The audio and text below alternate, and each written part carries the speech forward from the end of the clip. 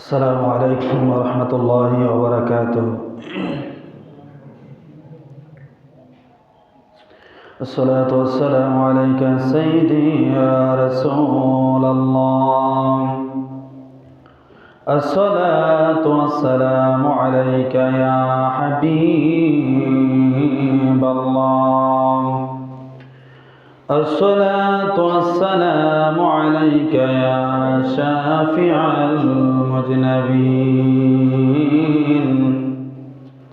الصلاة والسلام عليك يا رحمة للعالمين.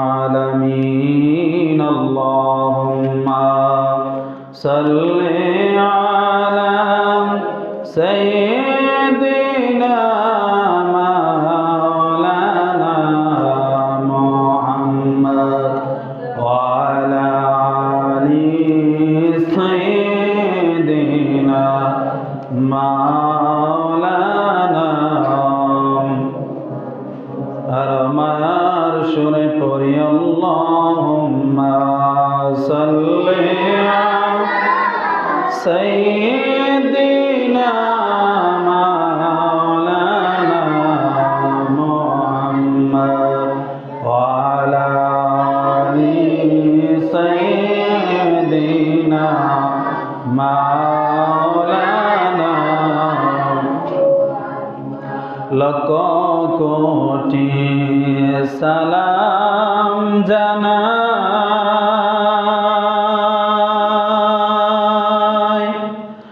আমার জিন্দা নবীজির কদমে। বিশ্বমঙ্গল হইল সৃজন, বিশ্বমঙ্গল হইল সৃজন নূর নবীজির কারণে। আল্লাহুম্মা সাল্লি আলা সাইয়্যিদিনা মাওলানা মুহাম্মদ ওয়া আলা আলি সাইয়্যিদিনা মাওলানা। এই দুনিয়া একদিন পরে থাকব, আমরা কেহ থাকব না। সবাই আমাদের বলে যাবে, নবী গো আপনি বলবেন না। আল্লাহুম্মা সাল্লি আলা সাইয়্যিদিনা মাওলানা মুহাম্মদ ওয়া আলা আলি সাইয়্যিদিনা মাওলানা মুহাম্মদ। লা ইলাহা ইল্লাল্লাহ, লা ইলাহা ভালো লাগে, লা ইলাহা মাশাআল্লাহ, লা ইলাহা মারহাবা, লা ইলাহা জবান কোলে, লা ইলাহা। নামাজ রোজা ছাইরো না, তোমার মা বাবার খেদমত বইল না। বলো নামাজ রোজা ছাইরো না, তোমার মা বাবার খেদমত বইল না। আমার নবীর দুরুদ ছাইরো না, ভাই নবীর দুরুদ ছাইরো না। নবীজিকে বইল না, লা ইলাহা ইল্লাল্লাহ, লা ইলাহা ইল্লাল্লাহ, লা ইলাহা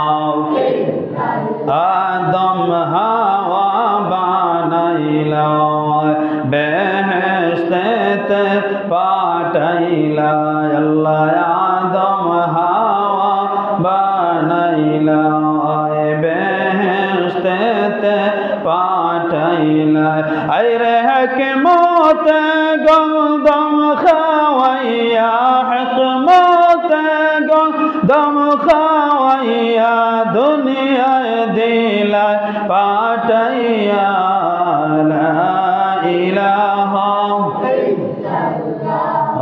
লা ইলাহা আল্লাহ আল্লাহ আল্লাহ আল্লাহ আল্লাহ আল্লাহ আল্লাহ আল্লাহ আল্লাহ আল্লাহ আল্লাহ আল্লাহ আল্লাহ अपनी मेहरबान गो नबी अपनी मेहरबान ओ नबी जी अपनी मेहरबान माशाअल्लाह अल्लाह अल्लाह अल्लाह अपनी मेहरबान गो नबी जी अपनी मेहरबान जी अपनी मेहरबान माशाअल्लाह अल्लाह अल्लाह अल्लाह अल्लाह नयने एकबार देखिले नयने एकबार देखिले जोराइताम परान ओ नबी जी अपनी मेहरबान अपनी मेहरबान गो नबी जी अपनी मेहरबान ओ नबी जी अपनी मेहरबान मरहबा अल्लाह अल्लाह अल्लाह আমরা সবাই পাপী গো নবী জি তুমি মেহেরবান আমরা সবাই পাপী গো নবী জি তুমি মেহেরবান তোমার দয়া দিয়ে করব মোদের তোমার দয়া দিয়ে করব মোদের মুশকিল আসান ও নবী জি তুমি মেহেরবান अपनी मेहरबान गो नबी जी अपनी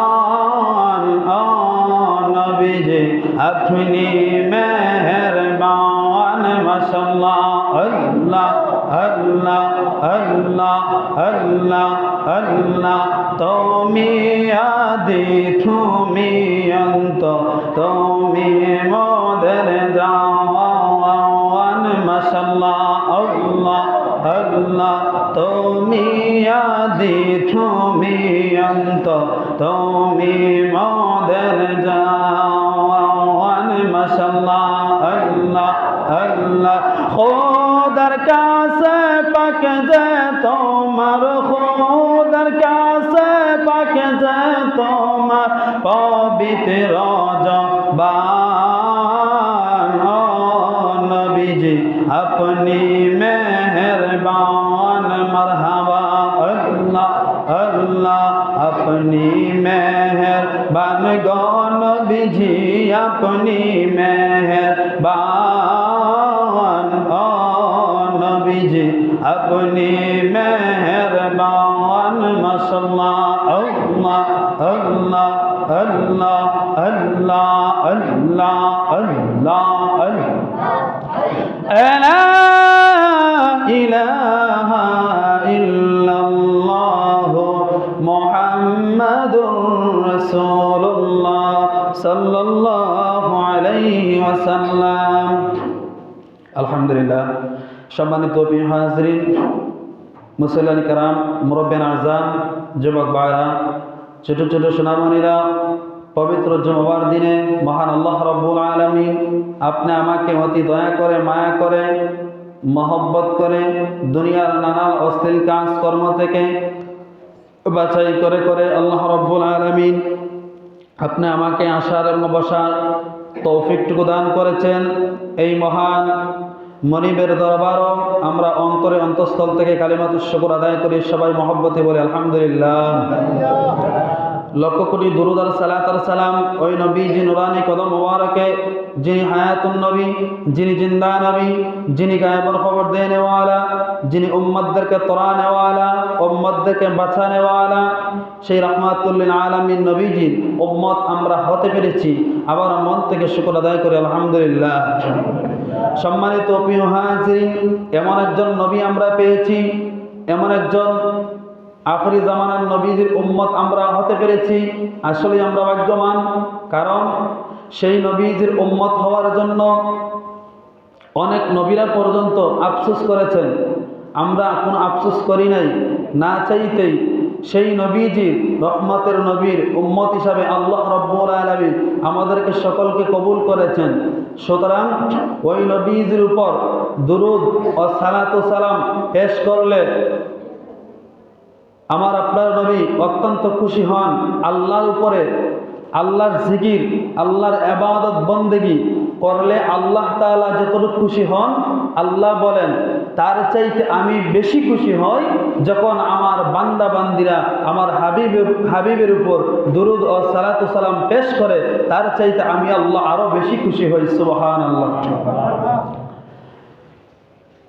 আল্লাহর নবী রহমাতুল লিল আলামিন নবীজির কাছে জিবরাইল আলাইহিস সালাতু ওয়াস সালাম আসলেন। আয়েশা ডাক দিয়া বললেন, ইয়া রাসূলুল্লাহ, ইয়া হাবিবাল্লাহ, নবী গো, ইয়া রাসূলুল্লাহ, নবীজি, ও মায়ের নবীজি, আপনার মনটা কেন মলিন হয়ে আছে গো নবী? আপনার চেহারা মোবারকটা কেন মলিন হয়ে আছে গো নবী? ইয়া রাসূলুল্লাহ, ইয়া হাবিবাল্লাহ, নবী গো, 1,24,000 পয়গম্বর মতান্তরে 2,24,000 পয়গম্বর নবী রাসূলদের কাছে আমি জিবরাইল অসংখ্যবার এসেছি। ইয়া রাসূলুল্লাহ, নবী গো, তার চাইতে 1000 বার বেশি আপনি নবীর কাছে এসেছি। ইয়া রাসূলুল্লাহ, নবীজি, আপনি কেন মনটা মলিন করে আছেন গো নবী? আপনার কি আপনার বাবার কথা মনে পড়েছে যার জন্য আপনার মন খারাপ? নবীজি বলেন, জিবরাইল রে, না, বাবার কথা মনে হয় নাই। আমার নবীকে জিবরাইল বলেন, ইয়া রাসূলুল্লাহ, নবী গো, তাহলে কি আপনার মায়ের কথা মনে হয়েছে গো নবী? আমার নবী বলেন, না, মায়ের কথাও মনে হয় নাই। ইয়া রাসূলুল্লাহ, তাহলে কি হাসান হুসাইনের কথা মনে পড়েছে? ইমাম আলী রাদিয়াল্লাহু তাআলা আনহু, এমনকি আপনার কলিজার টুকরা ফাতেমার কথা মনে হয়েছে নাকি? আমার নবী ডাক দিয়া বলেন, না রে জিবরাইল, না, তারা কাহার কথা আমার মনে হয় নাই। আমার সদা সর্বদা একটা কথাই সর্বদাই অন্তরের মধ্যে জাগে, সেই চিন্তায় আমি চিন্তিত হয়ে আছি। সেটা আর কেউ না, সেটা হচ্ছে কি আমার গুনাহগার উম্মতের চিন্তা। সুবহানাল্লাহ। কিয়ামতের দিন ওই নবীজি উম্মতের চিন্তায় চিন্তিত হয়ে থাকবেন যতক্ষণ পর্যন্ত নবীজির গুনাহগার উম্মতদেরকে সুপারিশ না করতে পারবেন, ততক্ষণ পর্যন্ত রব্বি হাবলি উম্মতি, রব্বি হাবলি উম্মতি বলে খাদেবে। সুবহানাল্লাহ। নবীজির মাথা মুবারক সেজদার মধ্যে রাইখা আল্লাহর কাছে উম্মতি উম্মতি বলে কাঁদবেন। আল্লাহ বলে, জিবরাইল যাও, যাও আমার বন্ধুর কাছে যাও, আমার বন্ধুকে যাইয়া বলো আর যেন কান্না না করে, বন্ধুর কান্না আমি সইতে পারি না। জিবরাইল আয়েশা বলে, ইয়া রাসূলুল্লাহ, ইয়া হাবিবাল্লাহ, নবী গো, আপনার কষ্ট আল্লাহ তাআলা সইতে পারেন না, আপনি মাথা মুবারক উঠান। আমার নবী ডাক দিয়া বলেন, রে জিবরাইল, যতক্ষণ পর্যন্ত আমার গুনাহগার উম্মতের খুশির সুসংবাদ না শুনব, ততক্ষণ পর্যন্ত আমি নবীজি সেজদা মোবারক থেকে মাথা মোবারক উঠাবো না। জোরে বলি সুবহানাল্লাহ। কেমন নবী আমরা পেয়েছি! যেই নবীজি উম্মতের জন্য সারাটা জিন্দগি 63টা বছর শুধু উম্মতি উম্মতি বলে কেঁদেছেন, চিন্তা করেছেন, আজও সোনার মদিনায় কাঁদতেছেন, কিয়ামতের দিন উম্মতি উম্মতি বলে কাঁদবে। কেমন নবী আমরা পেয়েছি একবার তা চিন্তা করে দেখেন। সেই নবী ছাড়া দুনিয়াতেও শান্তি নাই, কবরেও শান্তি নাই, হাসরেও শান্তি নাই। নবীজির জন্য আল্লাহ তাআলা সব কিছু সাজাইছে জান্নাত।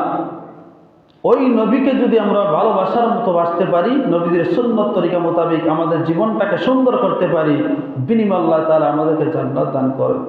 সম্মানিত প্রিয় হাজিরিন, যেই নবীদের সম্পর্কে পৃথিবীর সারা বৃক্ষকে যদি কেটে যদি কলম বানানো হয়, সেই নবীজির আলোচনা কোনোদিন শেষ করা যাবে না। তাম পৃথিবীর সাগর নদী তরুলতা যদি আইনা যদি কলমের কালি বানানো হয়, তাহলে নবীজির প্রশংসা লেখেও শেষ করা যাবে না, শেষ করা যাবে না। পৃথিবীর কোন আলেম নবীর শান মর্যাদা আলোচনা করে শেষ করতে পারবে না। কেন? আল্লাহ বলছেন নবীর সম্মান মর্যাদা আল্লাহ বাড়িয়ে দিচ্ছে। ওরা ফা'না লাকা যিকরা, হাবিব আমার দোস্ত তোমার মান মর্যাদা সম্মান আমি আল্লাহ উঁচু করলাম, উঁচু করলাম, উঁচু করে দিলাম। জুড়ে বলি সুবহানাল্লাহ। আল্লাহর নবীজির একজন সাহাবী, নবীজির কেমন আশিক ছিলেন, কেমন প্রেমিক ছিলেন। নবীজির সাহাবী হযরতে সালমান ফারসি রাদিয়াল্লাহু তাআলা আনহু। সালমান ফারসি রাদিয়াল্লাহু তাআলা আনহু তখন কিন্তু ঈমান আনে নাই, তখন কিন্তু সে কালেমা গ্রহণ করে নাই। সালমান ফারসি রাদিয়াল্লাহু তাআলা আনহু ওনার কাছে ওনার ধর্ম তেমন একটা ভালো লাগে না, ওনার ধর্মের কথা ওনার কাছে আর শুনতে মন চায় না, ওনার ব্যবসা বাণিজ্য কোনো কিছুই ভালো লাগতেছে না। ওনার বাবা একদিন ডাক দিয়ে বলে, সালমান, ও সালমান, যাও না বাবার ব্যবসাটা একটু দেখে শোনা করে আসো না, বাবার ব্যবসা বাণিজ্যের প্রতি তুমি একটু মন দাও না, যাও যাও তুমি বাজারের মধ্যে চলে যাও। হযরতে সালমান ফারসি রাদিয়াল্লাহু তাআলা আনহু বাবার কথা শুনে বাজারের মধ্যে চলে গেলেন। যাইয়া তাকায়া দেখতেছে গো, ওই বাজারের গির্জার কিনার মধ্যে বসে বসে কিছু ফাদরিরা, খ্রিস্টান ফাদরিরা বসে বসে তাদের বাইবেল তেলাওয়াত করতেছে, বাইবেল পড়তেছে, ইনজিল গ্রন্থ মানে তাদের গ্রন্থ পড়তেছে। সালমান ফারসি রাদিয়াল্লাহু তাআলা আনহু তাদের কাছে গেলেন, যাইয়া ডাক দিয়ে বলে, রে খ্রিস্টান ফাদরিরা, তোমরা এই জায়গার মধ্যে বসে বসে কি করতেছো? ওরা বলতেছে, আমরা আমাদের বাইবেল তেলাওয়াত করতেছি। সালমান ফারসি রাদিয়াল্লাহু তাআলা আনহু ডাক দিয়ে বলে, তোমার বাইবেলের মধ্যে কি এমন বিষয় আছে, তোমাদের বাইবেলের মধ্যে কি এমন জিনিস আছে, আমাকে একটু পড়ে শোনাও। ওই খ্রিস্টান ফাদরিরা সালমান ফারসিকে পড়তে পড়তে বাইবেল শোনাইতে লাগলো। সালমান ফারসি রাদিয়াল্লাহু তাআলা আনহু ডাক দিয়ে বলে, রে খ্রিস্টান ফাদরিরা, আমাদের ধর্ম তাইকে তো দেখতেছি তোমাদের ধর্মের কবিতাগুলো অনেক সুন্দর, অনেক ভালো, অনেক ভালো লাগে। রে খ্রিস্টান ফাদরিরা, তোমাদের কাছে জানতে চাই, তোমাদের বাইবেলের চাইতে আরো সুন্দর ধর্ম আসেনি? আরো যদি সুন্দর ধর্ম থাকে তাহলে তোমরা আমাকে বলতে পারো। জোরে বলি না আল্লাহু আকবার। সালমান ফারসি তাদের ধর্মের কথা ভালো লাগে না, খ্রিস্টানদের কাছে তাদের বাইবেল শুনতে লাগলো, তাদেরটাও ভালো লাগে না। সে আরো জানতে চাচ্ছে আরো কোন সুন্দর ধর্ম আছে থাকলে তুমি আমাকে বলতে পারো। ওই খ্রিস্টান ফাদরি ডাক দিয়া বলো, রে সালমান, হে সালমান, আমরার বাইবেল তেলাওয়াত করার অবস্থায় আমি বাইবেলটা রিসার্চ করতে করতে করতে করতে এমন একটা সুন্দর ধর্মের নাম আমি পেয়েছি। ওই নামটা তোমার কাছে আমি বলতে পারি, কিন্তু তুমি ওই নামের কথা তুমি কাহারো কাছে বলতে পারবে না। যদি তুমি কাহারো কাছে বলো তাহলে আমারও গর্দান যাবে, তোমারও গর্দান যাবে, কেউ আমাদেরকে বাঁচতে দিবে না। সালমান ফারসি রাদিয়াল্লাহু তাআলা আনহু ডাক দিয়া বলে, পাদ্রী রে, ঠিক আছে, আমি কারোর কাছে বলবো না, তুমি ওই ধর্মের নামটা আমাকে বলো, কারণ আমার অন্তরের মধ্যে শান্তি পাইতেছি না। আমি আরো ভালো ভালো ধর্ম খুঁজতেছি, যেই ধর্মের মধ্যে গেলে শান্তি পাওয়া যায়, ওই ধর্মটা আমি খুঁজতেছি। ওই খ্রিস্টান পাদ্রী ডাক দিয়ে বলল, রে সালমান, আমরার বাইবেলের মধ্যে আমরা পেয়েছি একটা সুন্দর ধর্ম আছে, ওই ধর্মটার নাম হচ্ছে ইসলাম ধর্ম। সুবহানাল্লাহ। ওই পাদ্রী ডাক দিয়ে বলো, সালমান,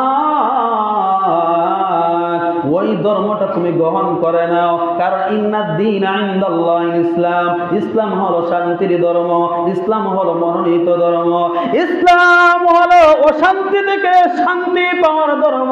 সেই ইসলামের মধ্যে তুমি প্রবেশ করে নাও, সেই ইসলামের মধ্যে প্রবেশ করে নাও। আর ওই ইসলামের দাওয়াত দেওয়ার জন্য এমন একজন আবির্ভাব ঘটবে গো, এমন একজন পয়গম্বর আসবে। ওই খ্রিস্টান পাদ্রী বলতেছে, ওই ইসলামের দাওয়াত দেওয়ার জন্য এমন একজন পয়গম্বর আসবে, ওই পয়গম্বরকে তুমি খুঁজে খুঁজে বের করে নিও। ওই পয়গম্বরকে বের করিয়া তার হাতে হাত রেখে কালেমা পড়ে মুসলমান হয়ে যাইও। সুবহানাল্লাহ। দেখেন, খ্রিস্টানরা পর্যন্ত আমার নবীজির প্রশংসা, নবীজির সম্মান, নবীজির মর্যাদা আলোচনা করতেছে। ওই খ্রিস্টান পাদ্রী বলতেছে, সেই কালেমার দাওয়াত দেওয়ার জন্য একজন পয়গম্বরের আগমন হবে, সেই পয়গম্বরের হাতে তুমি কালেমা পড়ে মুসলমান হয়ে যাইও, তুমি ইসলামের মধ্যে তুমি প্রবেশ করে নিও। কারণ আমরা জানি ইসলাম হলো শান্তির ধর্ম, ইসলাম অশান্তি থেকে মানুষকে শান্তি দান করে।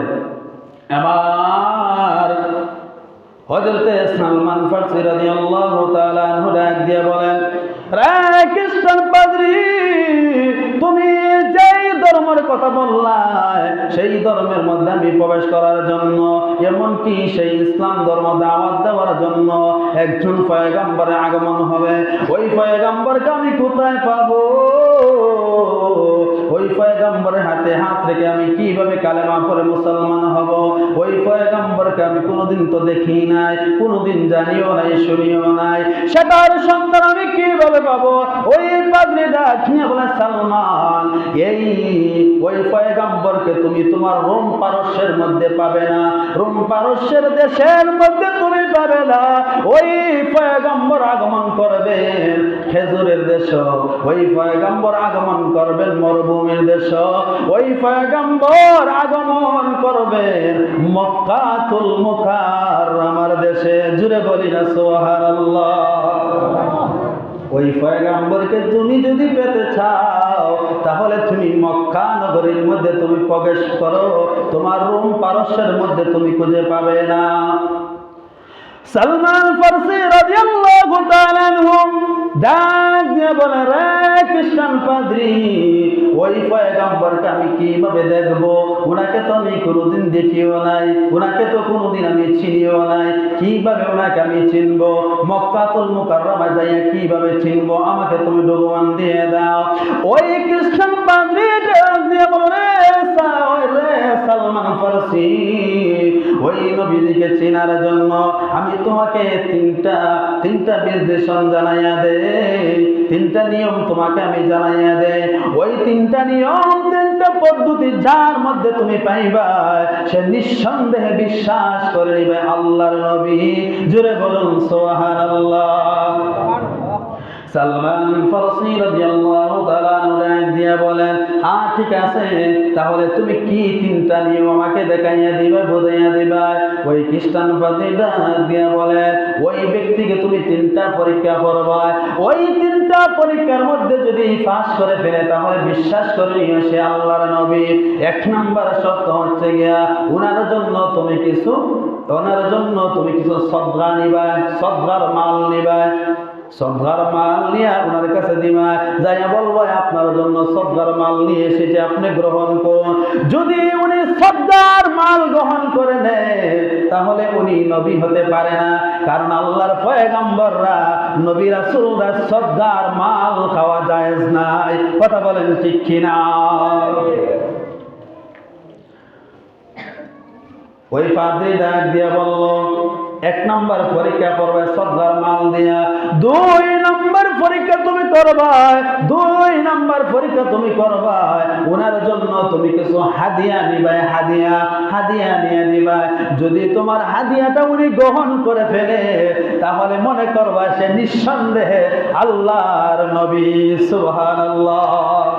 কারণ হাদিয়া খাওয়া সুন্নাত, দেওয়া সুন্নাত। যদি হাদিয়া গ্রহণ করে নে তাহলে মনে করবা সে আল্লাহর নবী।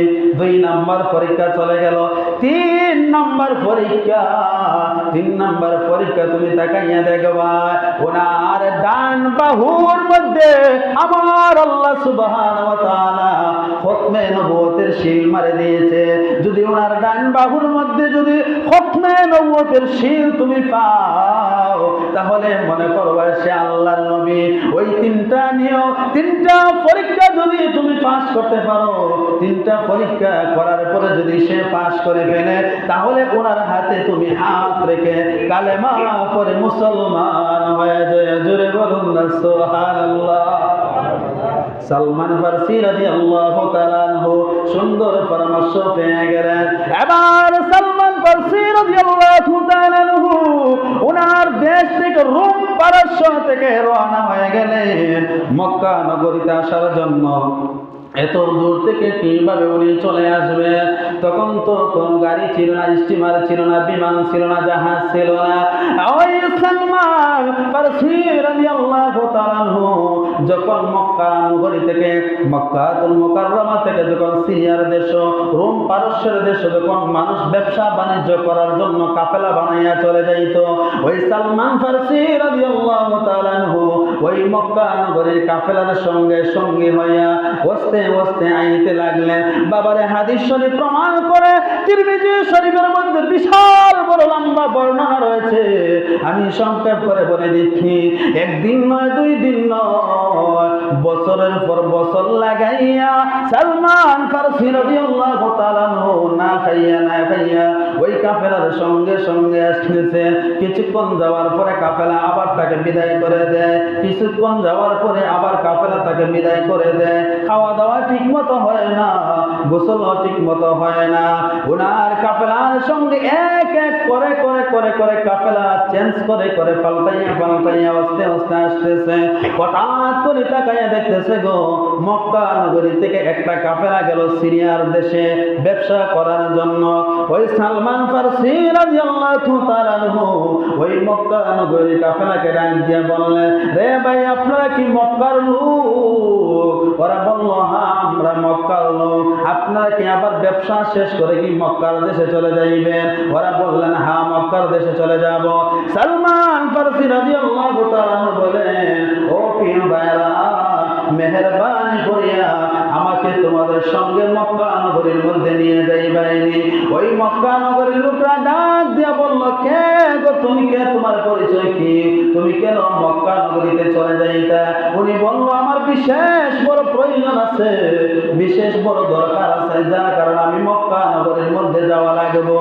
ওই মক্কা নগরীর কাফেলার মানুষরা ডাক দিয়ে বলে, তোমাকে নিতে পারি, কিন্তু একটা শর্ত আছে, এই শর্ত যদি তুমি মানতে পারো আমরা নিতে পারবো। সালমান ফারসি বলেন, কিসের শর্ত?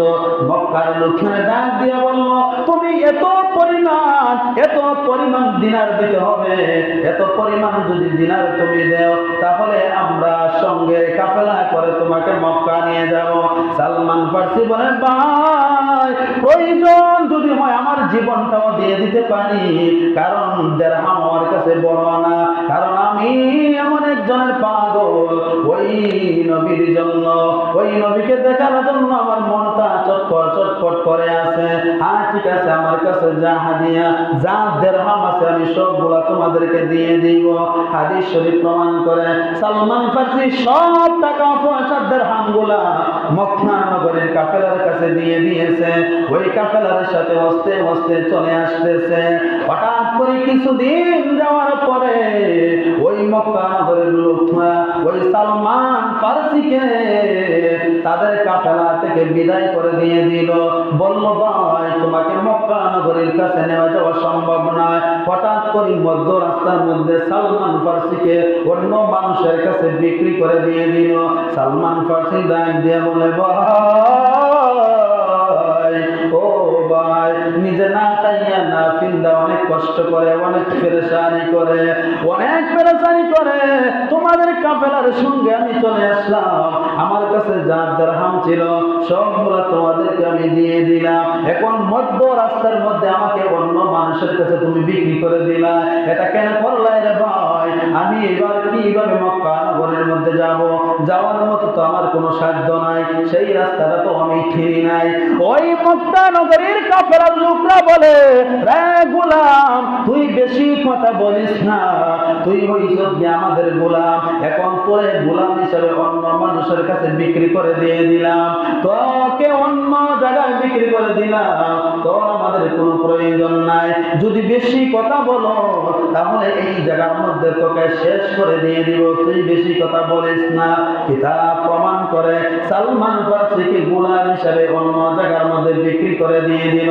বিক্রি করে দেওয়ার পরে গো ওই মক্কা নগরে একজন বিরাট বড় বড় লোকের বাড়ির মধ্যে কাজ করার জন্য চলে গেলেন। ওই লোকটা যখন আস্তে আস্তে কাজ করতে লাগলো, খেজুর বাগানের কাজ করে, খেজুর বাগানের গাছগুলা পরিষ্কার করে, বাগানের খেজুর গুলা পারতে থাকে আস্তে আস্তে। উনি ঠিকই কাজ করতেছে, ওনার অন্তরের মধ্যে নবীজির ভালোবাসা, নবীজির প্রেমের বিরহের আগুন নিয়ে চলাফেরা করতেছে। হঠাৎ করে তাকায় দেখতেছে ওই মালিকের ভাই হঠাৎ করে আয়েশা বলতেছে, রে ভাই তুমি কি জানো আমরা মক্কা নগরীর মধ্যে একজন পয়গম্বরের আগমন ঘটেছে, আমরা মক্কা নগরীর মধ্যে ইসলামের দাওয়াত দেওয়া শুরু হয়েছে। রে ভাই যদি এইভাবে কালেমার দাওয়াত দেওয়া শুরু হয় তাহলে সবগুলা কালেমা পড়ে মুসলমান হয়ে যাইব। সবগুলা যদি কালেমা পড়ে মুসলমান হয়ে যায় তাহলে আমাদের বাপ দাদার মুখের মধ্যে সুলকানি মারব, আর খ্রিস্টান বলতে কেউ থাকবে না। ওনাকে বন্ধ করতে হবে, ওনাকে তাড়াইয়া দিতে হবে। যেই মাত্র ওই সালমান ফার্সি রাদিয়াল্লাহু তাআলা গাছের আগায় উঠে খেজুর পাড়তেছে, গাছের আগার মধ্যে তাইকা যেই মাত্র এই কথাটা শুনলো, লাফ দিয়ে জমির মধ্যে পড়ে গেছে। ডাক দিয়ে বল, মালিক ও মালিক গো, কে এই মক্কা নগরীর মধ্যে আগমন করেছে, কে কালেমা দাওয়াত দিতেছে, উনি কে, ওনার নামটা বলো, আমার দেখার বড় ইচ্ছা, যার বড় আগ্রহী। এইভাবে যখন এই কথা বললো, কিতাব প্রমাণ করে এই কথা বলা মাত্র এই মালিকের ভাই ওনার গালের মধ্যে জুড়ে একটা থাপ্পড় বসাইয়া দিছে। থাপ্পড় বসাইয়া দিয়া বলে, রে গোলাম, গোলাম তুই তো আমাদের কাজের গোলাম, তুই কেন এই কথা জানতে চাস? জানার তো তোর কোনো প্রয়োজন নাই, তুই কিসের জন্য জানবে? যা বেটা যা, দূর হয়ে যা, তুই যাইয়া তোর বাগানের মধ্যে কাজ কর। উনি ডাক দিয়া বললে, অন্য বিনয় করে বললেন, ভাই যেই ব্যক্তি কালেমার দাওয়াত দেওয়ার জন্য এসেছে, যেই ব্যক্তি যেই পয়গম্বরকে দেখার জন্য বছরের পর বছর লাগাই আমি এসেছি, ওই ব্যক্তিকে যদি আমি না দেখি আমার শান্তি লাগবে না।